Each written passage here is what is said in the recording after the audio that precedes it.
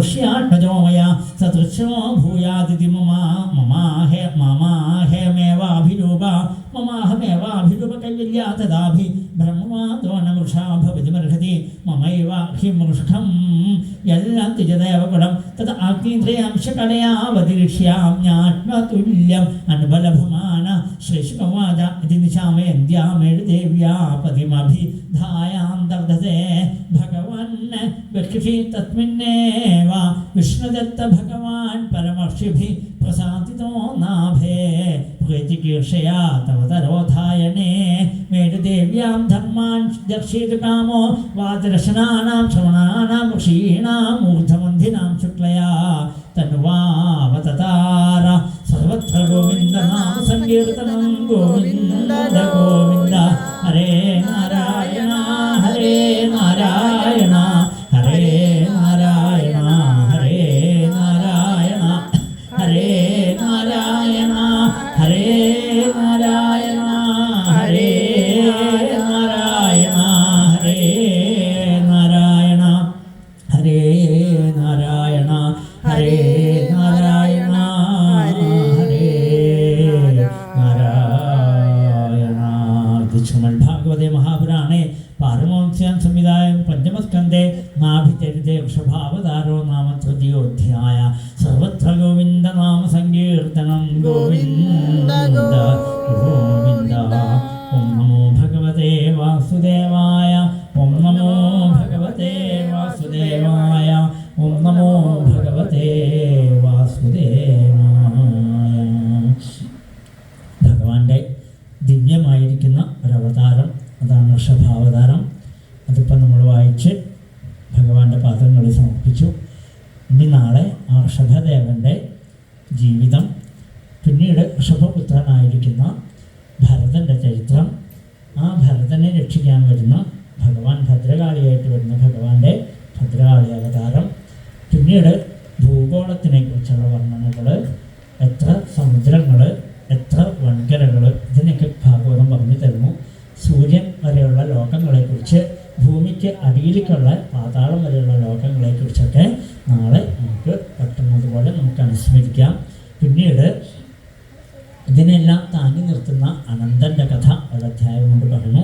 ഇതെല്ലാം കേൾക്കുമ്പോൾ എവിടെയാണ് നരകം എന്ന് ചോദിക്കുമ്പോൾ ഒരധ്യായം കൊണ്ട് നരകത്തിനെ കുറിച്ച് പറയണു.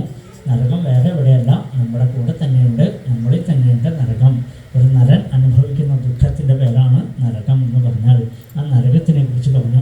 അപ്പോൾ ഈ ദുഃഖങ്ങളിൽ നിന്ന് കരകയറാൻ, നരകയാതനകളിൽ നിന്ന് കരകയറാൻ എന്താണ് മാർഗം എന്ന് ചോദിക്കുമ്പോൾ ഷഷ്ഠസ്കന്ധത്തിൽ 3 അധ്യായത്തിനെ കൊണ്ട് രാവണൻ്റെ ചരിത്രം, എത്ര ദുരൂഹത്തനാണെങ്കിലും നാരായണ എന്ന തിരുനാമം നമ്മളെ രക്ഷിക്കുന്നു പറയുകയാണ്. പിന്നീട് ആ രാജേശദക്ഷൻ്റെ കഥ, വൃത്രാസുരൻ്റെ ചരിത്രം, ചിത്രകേതു ഉപാഖ്യാനമൊക്കെ പറഞ്ഞ് നാളെ വൈകുന്നേരമാകുമ്പോഴേക്കും പ്രഹ്ലാദൻ്റെ ചരിത്രം നരസിംഹാവതാരത്തിലേക്ക് വരികയാണ്.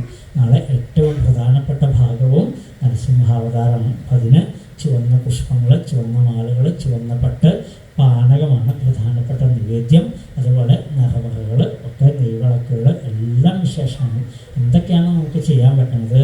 ആ നരസിംഹമൂർത്തിയായിട്ട് വന്നിട്ട് വേണം നമ്മുടെ ഉള്ളിലുള്ള അഴുക്ക്, കാമക്രോധാദികളാകുന്ന അഴുക്കിനെയൊക്കെ പിച്ച് ചിന്തി കളഞ്ഞിട്ട് വേണം, മനസ്സിനെ ശുദ്ധമാക്കിയിട്ട് വേണം മറ്റന്നാൾ ഉണ്ണുണ്ണിക്കണ്ണൻ ഓടി വന്ന് കയറിയിരിക്കണ്ടേ.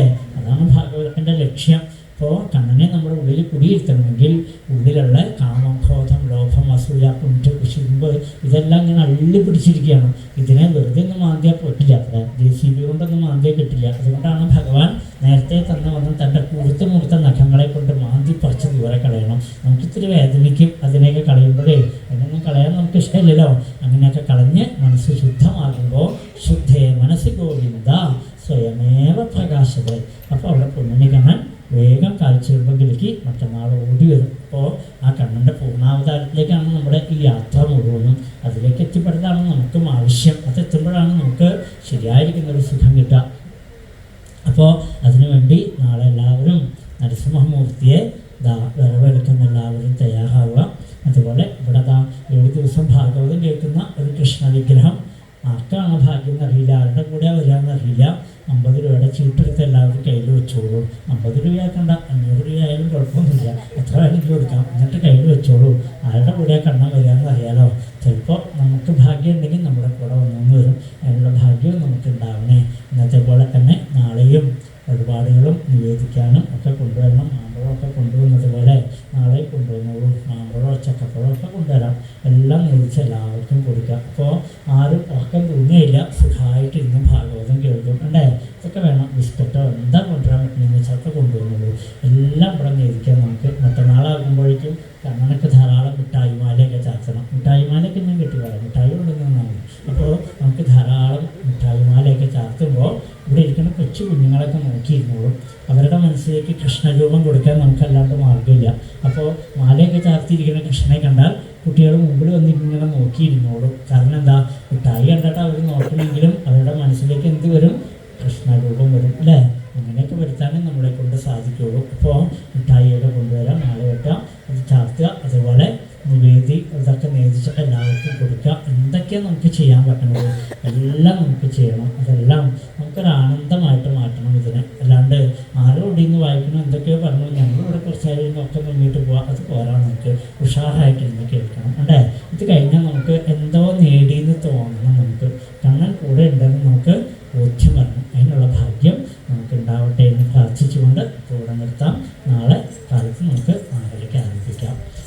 നേരത്തെ എത്തിക്കൊള്ളുന്നാലേ പ്രദക്ഷിണമൊക്കെ വയ്ക്കാൻ പറ്റുള്ളൂ. അതിന് വേണ്ടി കുറച്ച് നേരം ഇങ്ങനെ കാത്തിരിക്കുമ്പോൾ 10 മിനിറ്റ് അതിനെ കഴിഞ്ഞിട്ട് പോകാം. നമ്മൾ വിളക്കൊക്കെ കത്തിച്ച് എല്ലാവരും ഹരിനാമയൊക്കെ ജപിച്ച് വരുമ്പോഴേക്കും 10 മിനിറ്റ് വൈകിയാൽ നമുക്ക് അത്രയും ഇവിടെ നമുക്ക് വായിച്ചെത്താനൊക്കെ തടസ്സം വരും. അപ്പോൾ അത്രയും നമുക്ക് പറയൽ കുറച്ചേണ്ടി വരും.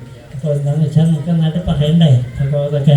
അത് പറയാനുള്ള മോഹം ഉണ്ടല്ലോ നമുക്ക്. അപ്പോൾ അത് കേൾക്കണമെങ്കിൽ വേഗം വായിച്ച് കിട്ടിയാലും നമുക്ക് അതേപോലെ പറയാനൊക്കെ പറ്റുള്ളൂ. അപ്പോൾ നമ്മുടെ താമസം ഉണ്ടാവരുത്. നേരത്തെ വന്നാൽ നമുക്ക് നേരത്തെ തന്നെ അതൊക്കെ തുടങ്ങുകയും ചെയ്യാം. അതിനൊന്നും ഒരു കുഴപ്പമില്ല. ഞങ്ങൾ എന്തിനും തയ്യാറാണ്. അതേപോലെ അവനെന്ന് പ്രാർത്ഥിച്ചുകൊണ്ട് രാധാരമണ മുകുന്ദമുരാരേ ശരണം മേ തവ ചരണയുഗം പവനപുരേശ രാധാ കൃഷ്ണ ശരണം മേ തവ ചരണയുഗം ദേവി മഹേശ്വരി പാർവതി ശങ്കരി ശരണം മേ തവ ചരണയുഗം സാംബ സദാ ശിവ ശംഭോ ശങ്കര ശരണം മേ തവ ചരണയുഗം ചോറ്റാനിക്കരവാഴും ദേവി ശരണം മേ തവ ചരണയുഗം സരസ്വതീശ ശരണം മേ തവ ചരണയുഗം ശരണം മേ തവ ചരണയുഗം ശരണം മേ തവ ചരണയുഗം ശരണം മേ തവ ചരണയുഗം ശരണം മേ തവ ചരണയുഗം.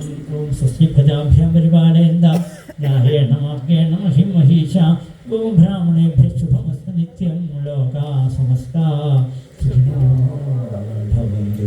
എല്ലാവരും ചൊല്ലണം കേട്ടോ. ലോകാ സമസ്താ സുഖിനോ ഭവന്തു എന്ന് പറയുമ്പോൾ എല്ലാവരും നമ്മുടെ ഒരു പ്രാർത്ഥനയാണത്. അല്ലേ? നമ്മുടെ ഋഷിമാർ കണ്ടുപിടിച്ച ഏറ്റവും വലിയ പ്രാർത്ഥനയാണ്. അപ്പോൾ എല്ലാവരും അത് ചൊല്ലുമ്പോൾ എല്ലാവരും ഏറ്റു ചൊല്ലണം, ഒക്കനെ ചൊല്ലണം. ലോകാ സമസ്താ സുഖിനോ ഭവന്തു ലോകാ സമസ്താ സുഖിനോ ഭവന്തു ലോകാ സമസ്താ സുഖിനോ ഭവന്തു. കായേന വാചാ മനസേന്ദ്രിയർവാ ബുദ്ധ്യാത്മനാ വാ പ്രകൃതേ സ്വഭാവാൽ കരോമി യദ്യൽ സകലം പരസ്മൈ നാരായണായേതി സമർപ്പയാമി. സർവം ശ്രീകൃഷ്ണപാദാരവിന്ദേ സമർപ്പയാമി. ഹരി ഓം തത്സത്. ഓം ഗുരുഭ്യോ നമഃ.